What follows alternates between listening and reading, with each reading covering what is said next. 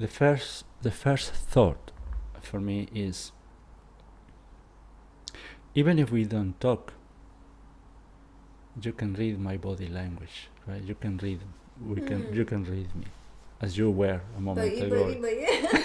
But I feel like you're here somewhere. Is that where it's holding? Yes. So just, yeah. I'm Sergio Acosta, and this is Dance in Conversation. Welcome. I started this podcast a bit tense, not relaxed at all.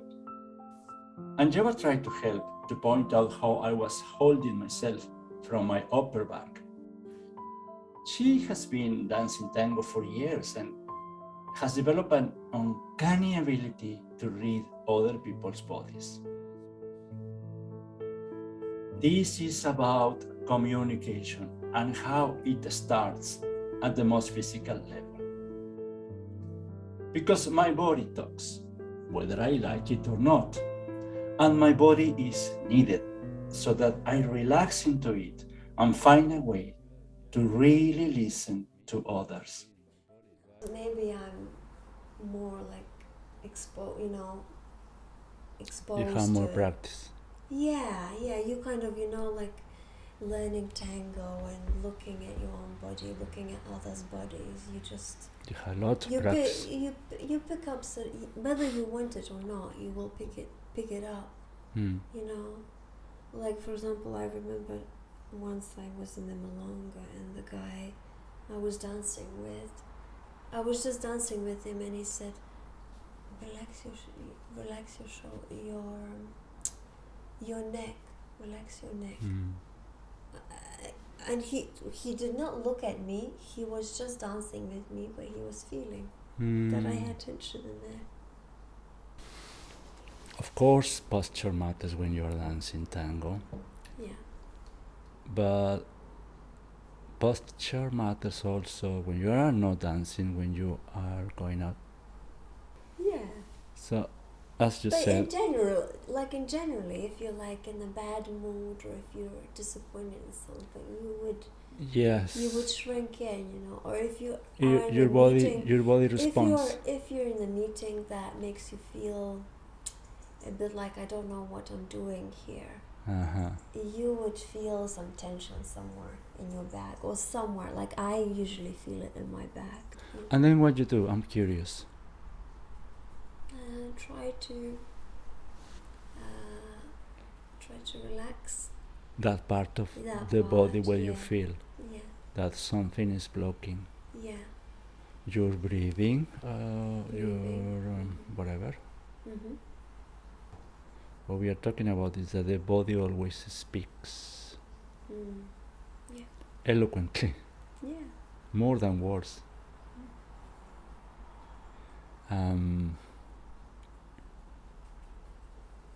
Obviously, when you dance, it's a physical thing. Dancing is a physical sort of communication, because when you dance, you are not talking. Rather, I would say you're not normally not using your head, or not as much, but rather you are using your body to communicate. Yes, when we talk about followers and leaders, we are talking about invitations, signals. One thing that I would add, though, that in tango you're not just communicating the body. The body is a big part of it, of course, and the communication is very, very subtle. But the next level of communication that happens in tango is the communication that is not captured. It just happens. Like, that in this moment, this person feels connection with you, or if there is a connection, or that you both feel something in that moment, or that you both appreciate something in that moment. It's just two people come together, but it's not, it's created by physical movement, that moment, but it's beyond the physical moment. It happens on the energy level, that you both understand that you come together and you feel you both come together in that moment, and you are in the same space, if you like, on the energetical level. Now, in communication, as always, as much as you are transmitting or saying something, even unconsciously, there's always an element of responding to that. Obviously, you are always talking one way or another, but you also need to listen and be there with full attention.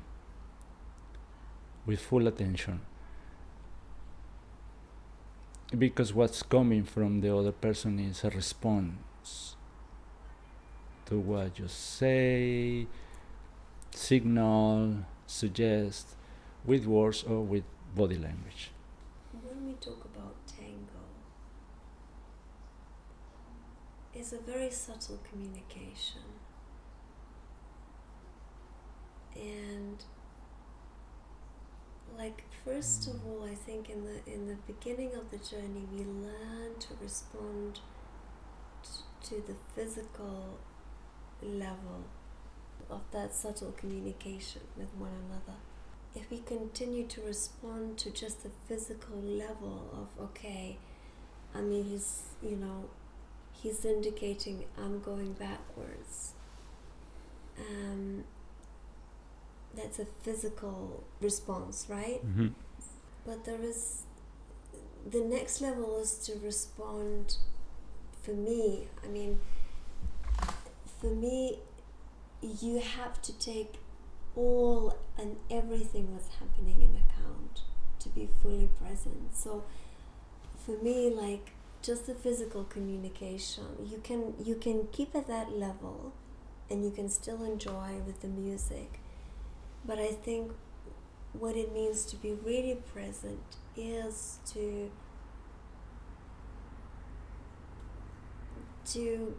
connect beyond that, connect on the different level. And I think for me what it means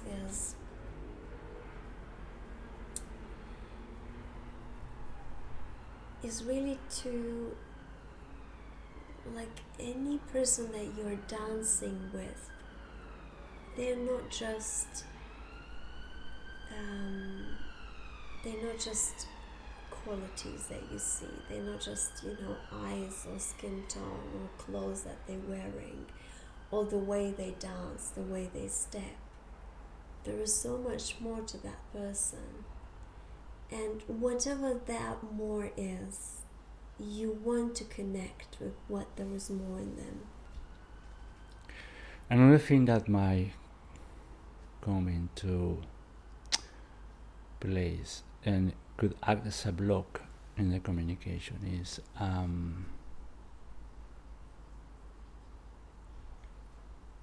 judging. Mm-hmm.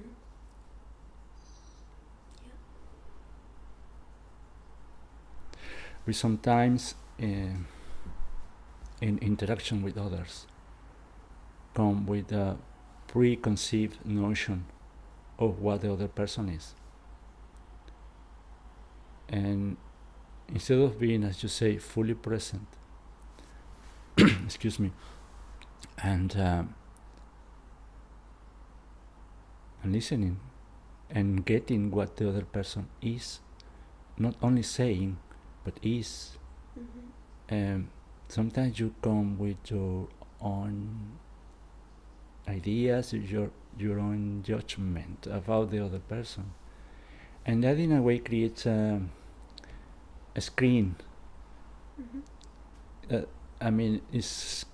can still see through the screen, but it's blurry.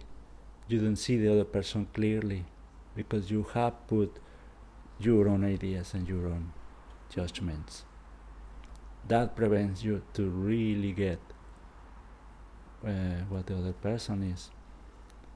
I guess that could happen also in the dance floor, where even though you are in a close embrace that could feel intimate or not, but you are there with full. I mean, physically, how closer you can be, Mm-hmm. but then still, your mind could be somewhere else, or judging your partner, how she moves, how she's missing the step, how she's not really good at pivots or whatever.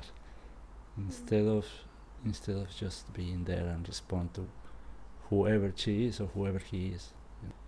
So I guess there's an element there of being open to what it is, not what you think or it should be, or what you think this person is. You know, I like the way you said that, you know, we often are followed by our judgments, right? And our judgment is the correct one, because, you know, Yes. I am not right. I cannot be wrong. Yes. You know, I can only be right, and that's just given. Like, we have that. It's something that comes with, you know, when we come to this life, we learn that I'm right, and you want to be right all the time. Mm-hmm. And I think when you mentioned about the blurry vision, you might not know that this vision is blurry, right? Because it's your right. It's your vision. Of course. So my vision is right. You might not be aware that. I will not be aware that my vision is blurry, and that I might be thinking, I'm actually doing my best, and I care about you, and I do the right thing, right? And I have right intentions, I have very good intentions. But I still have or hold some judgment. This is another element in the communication dynamics in a couple or with friends or anybody, is that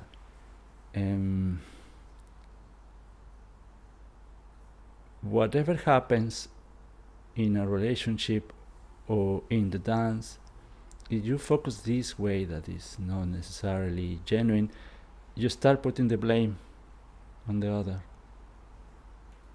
I mean, if someone asks you what's going on with your partner, and you just put the blame on the other and just pointing, something she's off, or he doesn't pay attention to what I say, or he goes to work, doesn't kiss goodbye, and complaints that you might have at any particular moment, but you are blaming the other, you know, unaware, completely,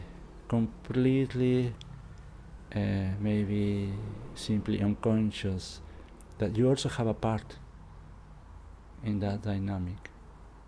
Even the caring energy can be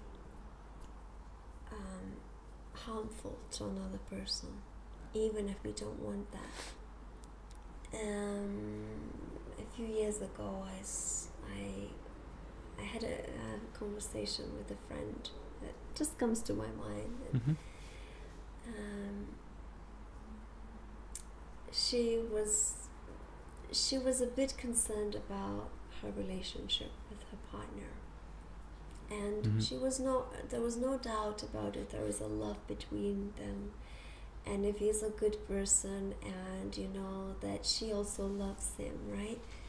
But the concern was that she was concerned that he's not able to create the future for them, in terms of, you know, how active he is, what he's doing at the moment,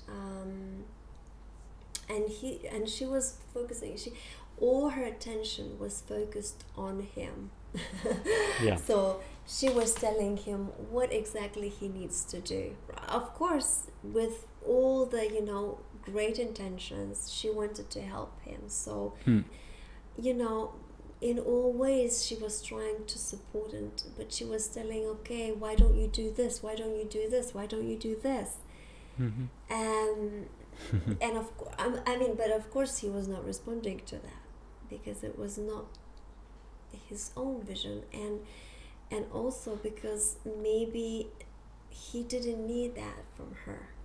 And there's no wrong in this. No. It's just what happens, right? But she was putting that energy onto him, and of course he was feeling it.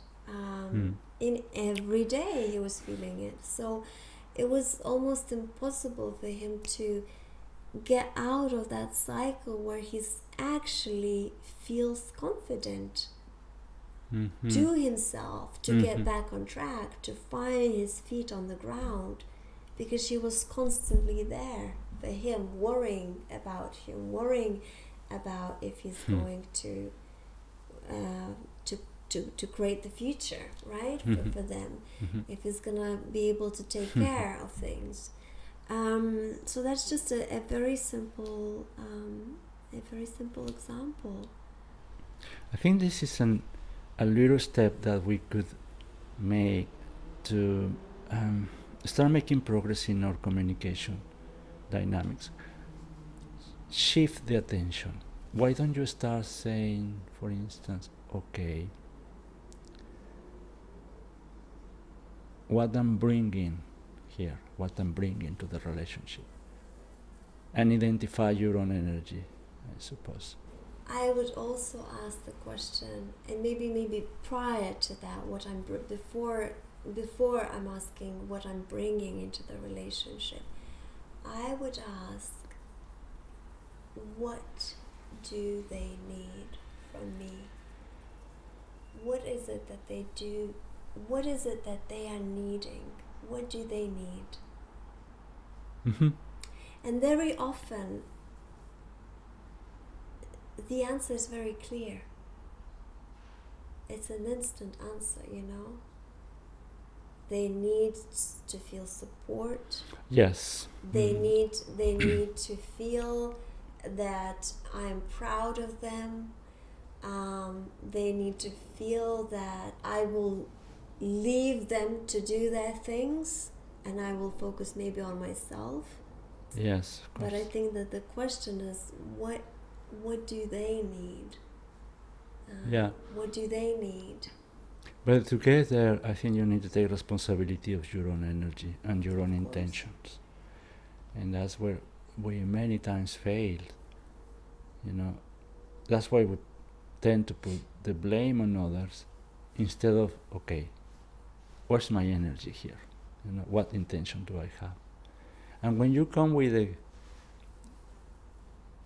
the best quality of your energy, and you come with the cleanness of intentions, that's when you can create a space to even recognize the need of the other, to start reading a bit better, beyond the words, beyond the gestures, beyond the external behaviors. You can start actually seeing what's beyond the surface.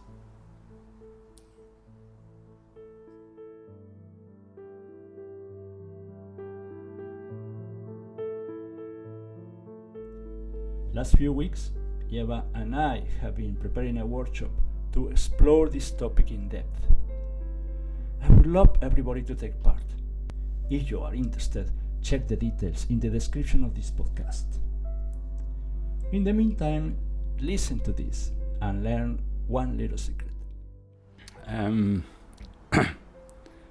Well, first of all, let me say that I'm very happy to be again with you. Come on, first of all, let's breathe. Let's breathe. Let's be present a bit. Let's give me some couple of seconds.